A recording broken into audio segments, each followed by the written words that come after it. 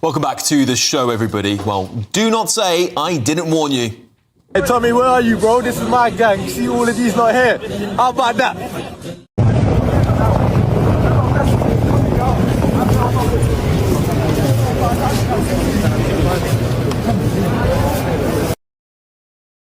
Well, I've said it, many of you at home have said it, and the scenes in Whitechapel last night just confirmed it.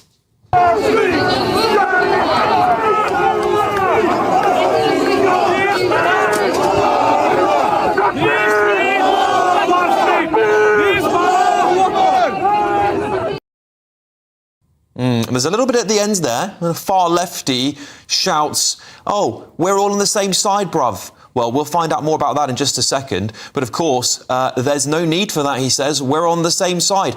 Only to then be told by a man in a balaclava, no, we're not. Well, the left will always have to learn the hard way. After emboldening and empowering dangerous sectarianism and cultural ghettoisation, the only people to blame are the people with the paid-for placards and our gutless politicians. What's going on, mate? Comedian, Libby. Come on. Lag out. No face, no case. What's going on, my people? In all our shops, alhamdulillah. This Saturday, inshallah, if you guys need it, £5 each. No face, no case. I wonder what he means by that.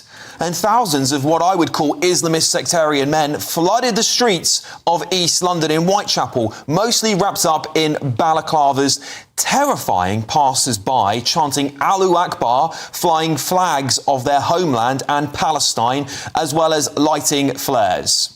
Everyone is here, my people. Alhamdulillah. Have a look. 360 degrees. All you can see is the mandem, the brothers. We're located and we are here. Yeah, the mandem, he calls it. Well, he's right about that, isn't he? It's almost 99% male men of Asian ethnicity who turned out, mostly, as you can see from the clip, masked up, with one man laughing while he said he saw people with baseball bats.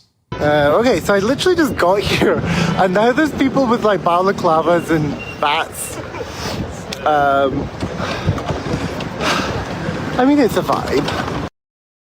It's not a vibe, is it? It's terrifying for people in London. These men were supposedly meant to be the face of a counter-protest. They were outraged at about 100 UKIP protesters who said they wanted to reclaim the streets from Islamists and chanted deportations now.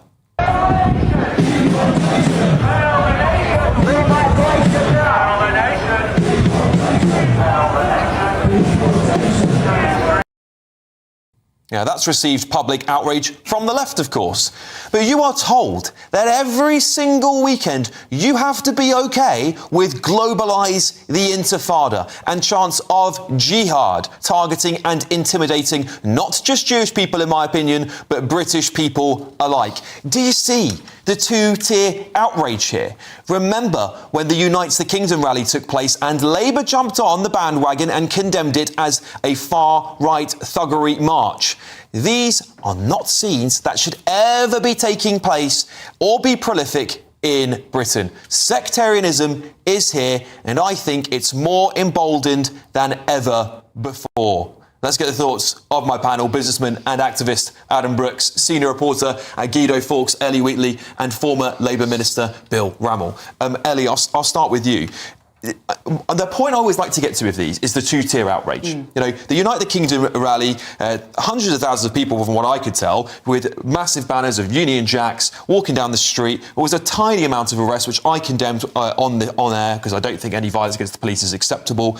But that's immediately far-right thuggery, right? All of that. And then as soon as we see scenes like that, there's complete silence. No, you're right. And last time I looked, there's nothing from the Justice Secretary, the Home Secretary, obviously Starmer, which is absolutely shocking. And, you know, wearing balaclavas is absolutely not a thing that we should have in Britain. It is a badge of bad intent. And as that man over there was saying, no face, no case, it shows that they are trying to not get caught when committing crimes or inciting violence, which is not something we want to see in Britain from any group, by the way, from any political or non-political protest group.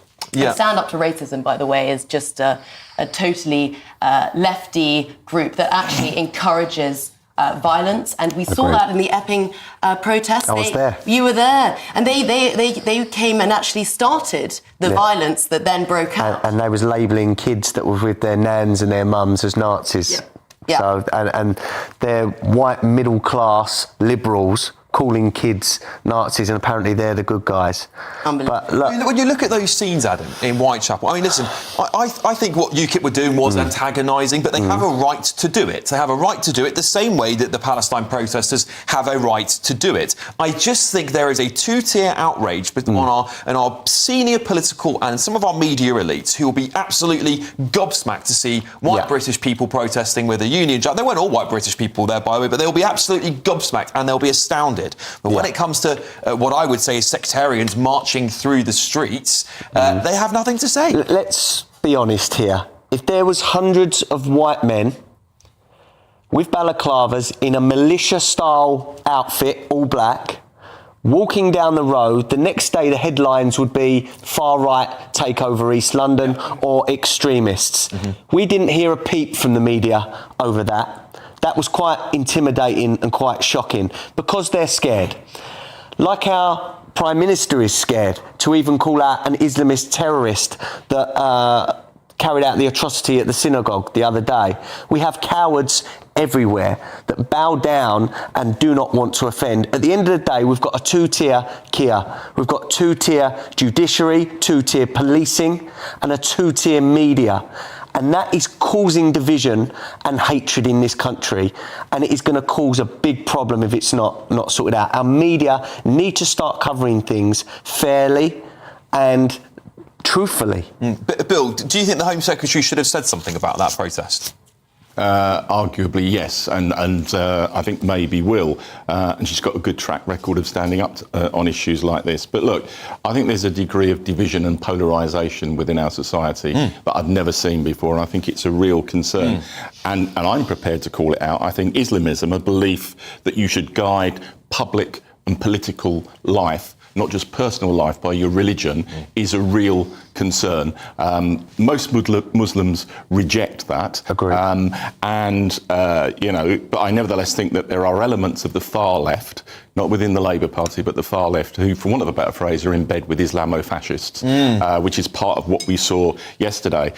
And I think, and I'm not a knee-jerk banner, but I think the use of masks has become a real concern, and I think we should consider legislation. I mean, I was walking through Liverpool Street Station earlier in the week, and there was a guy with just a red mask on, completely covering his face. I mean, it's intimidating, it's threatening, and I don't see why you're wearing a mask unless you're doing it for nefarious purposes. They should be arrested. Absolutely should be arrested. Well, the law doesn't allow you to do that at the moment, and that's why I think we should consider changing the law. Let's also remember, UKIP were not allowed to march. Whitechapel knew that. This was a show of strength. Now, the police knew there was going to be hundreds of men turning up. If this was UKIP walking there, I've got nothing to do with UKIP, don't support UKIP, there would be police with batons. They were nowhere to be seen in Whitechapel on Saturday. So the difference in policing is evident. And I think for there me, were 4 arrested, weren't there? Something like that. But look, if there was weapons, that is a serious allegation that people have made, and we need it investigated. We will certainly dig into, because there was a couple of claims made by Based and Bougie as well, and we have actually contacted, she said she witnessed a man with a knife in his sock being escorted by the police. We've contacted the Met Police, and we will wait for a response, and we will get back to you on that. But of course, that eyewitness I played in my intro there, he said he saw people with bats. Now, this all, going back on a slightly different tangent here, Ellie, because I think about the Maccabi football fans that were banned from coming to watch that game. And I think we're getting very dangerously close to sectarians basically saying, if we can show up in huge numbers, we can stop freedom of speech, we can stop freedom of protest, because the police will have to fall on our side. And I understand some of the concerns here, because the police would have 100 UKIP protesters versus all those men. I think it would have been a bloodbath, if I'm being honest with you. So I think the police may have made the right decision to protect the public, but that's not how we should have to live in this country. No, absolutely not. And our politicians need to be stronger about this, with the Maccabi Tel Aviv fans not being able to come and watch a football match was absolutely shocking. And there was lots of tweets from Starmer and Shabana Mahmood saying, this is awful, we'll do everything in our power. They had the power to actually provide more policing for the match. They didn't do it. And that, by the way, that was only last week that this happened, and they did nothing to prevent the problems with that. So they need to be stronger and call this out. They should be tweeting, but maybe change the law on face masks, etc. As we say, you're not wearing one to not commit crime, right? Why do you want to hide your face? So I think our politicians need to call this stuff out. Yeah, Bill, do you think that the police are at a dangerous point here, as I was saying to Ellie, that we could be kowtowing to sectarianism in the country? I don't buy the argument that the police treat differentially. I think they've got a really challenging job to do, and the reality is that you've got people on the far left who want to ban people on the far right from protesting, and you've got people on the far right who want to ban people on the far left. And it's hypocrisy. And my view is that, if you are demonstrating peacefully, you should be able to do that. And the only thing that you should be stopped from doing is committing violence and advocating violence.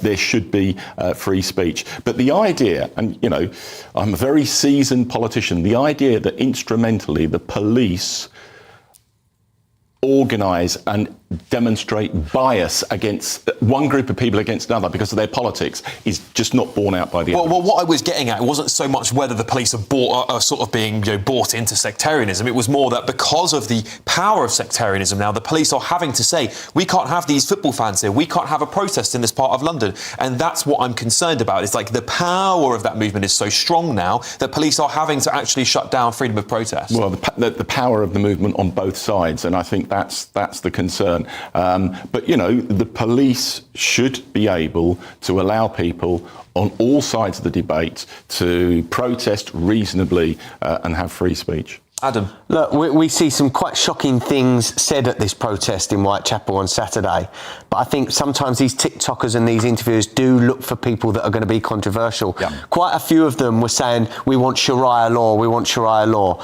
I've got a good friend that is a devout Muslim. Long beard, takes his religion very seriously. I asked him, would you like Sharia law in this country? Yeah. And he said, no chance. I do not want my kids growing up in that. I enjoy the country I live in. I respect the rules. So we can't pigeonhole and say that all Muslims want Sharia law. There is probably a percentage of them that do, but they're not the majority. And I say this all the time, it is always the smallest group of people who shout the loudest, like the radical trans movement. I think it's exactly the same there, and I think this is exactly the same. But there are cases where those small groups of radicals can make a huge impact. They can change entire countries like they did in Iran. And they can amplify their message to get likes and to get followers on TikTok. Remember, a lot of these young generation will say things that maybe they don't even mean just to get 100,000 views on TikTok. But I think as well, and you've acknowledged it, Adam, most Muslims do not support Islamism.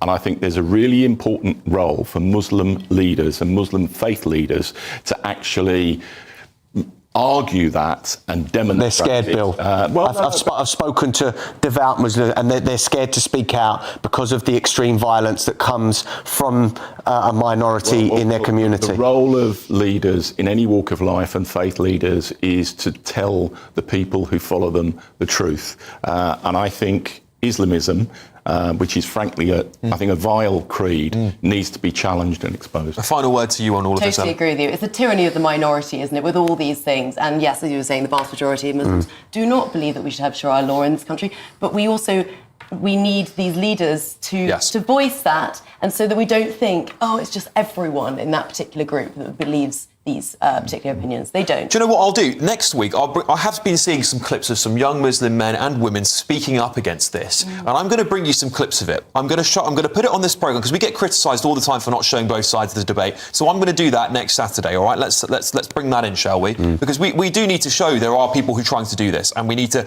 give them a voice and we need to amplify them. Anyway.